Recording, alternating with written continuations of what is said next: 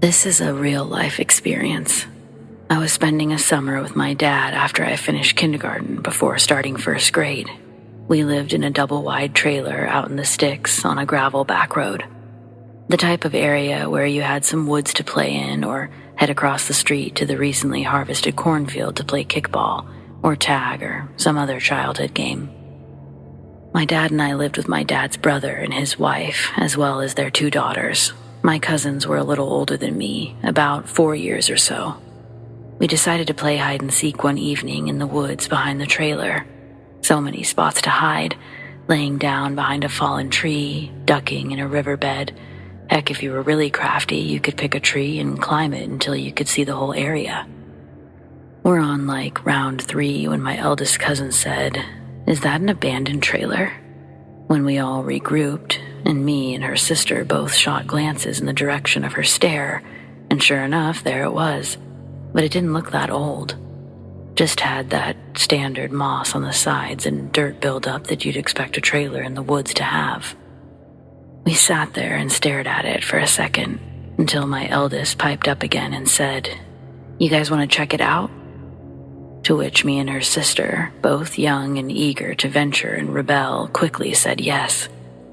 We get up right next to it, and we can see through the kitchen window, and it's definitely abandoned.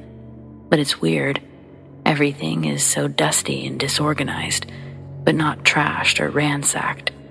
Just kind of like an unorganized clutter. We got to the front door, and oddly enough, it was unlocked. So we get inside, and the amount of dust in the air is so thick that you can feel it when you breathe, like trying to breathe through a t-shirt. We get to looking around, and there's so much cool stuff. An antique rotary phone, engraved wooden cooking utensils, old glass maple syrup decanters, etc. This place was like it was preserved in the 50s or 60s. We made our way back to the master bedroom, and it was so eerie. An old, freshly made bed with a heavy-duty wooden frame, a vanity with various perfumes, makeup items. There was even a small jewelry box, one of those ones with the ballerina in it.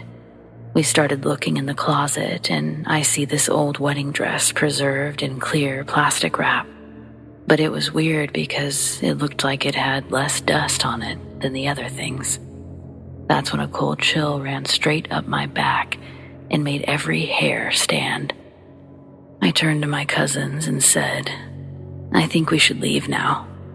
And they agreed, but my oldest cousin grabbed the jewelry box and said, "Finders keepers," and took off with it. I wasn't going to fight her about it because I was younger and smaller and really just wanted to get out.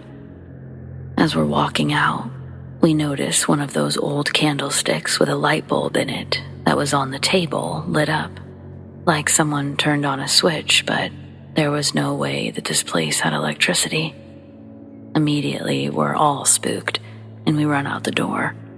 As we're running away, we look back through the kitchen window again, and all we see is what looked like a silhouette of a very frail old lady with visibly frizzy hair. It was so dark, no features could be seen. My cousin still has the jewelry box to this day, and that still freaks me out. That's the end of this one, but I look forward to hearing yours as well.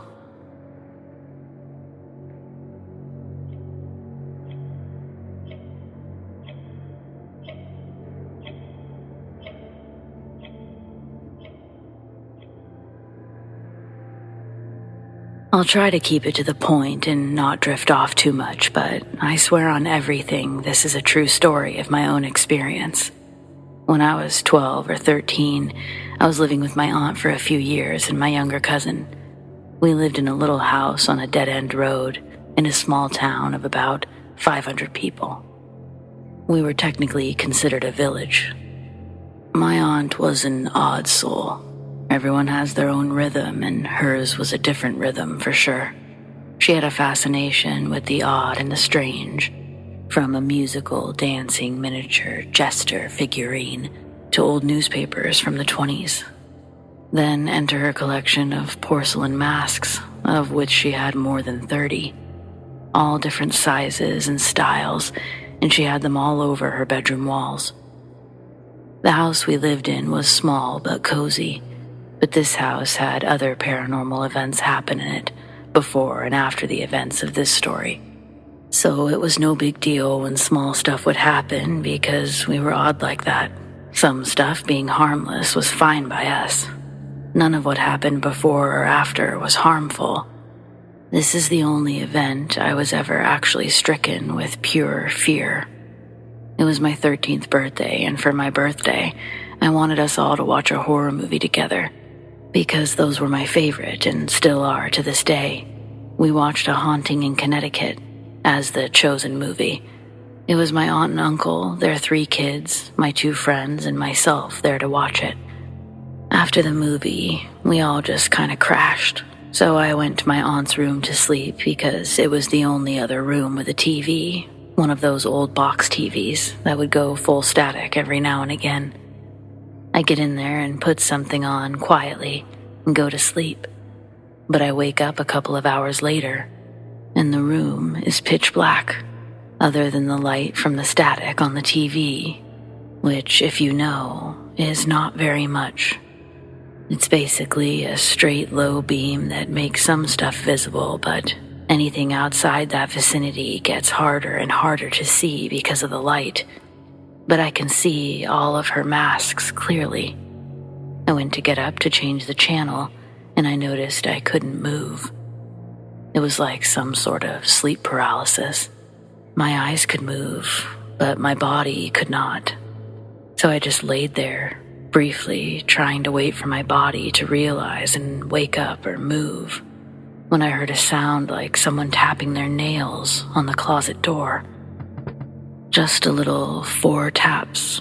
I'm sure that we all do this when we're bored, but it caught my attention, and I fixed my eyes on the closet door waiting to hear it again. Within about a minute, I had glanced at the wall that the closet was on, at my aunt's masks, when I noticed one was missing, and I knew because it was the one that I'd gotten her for Mother's Day. I did a double take because I knew where it always was.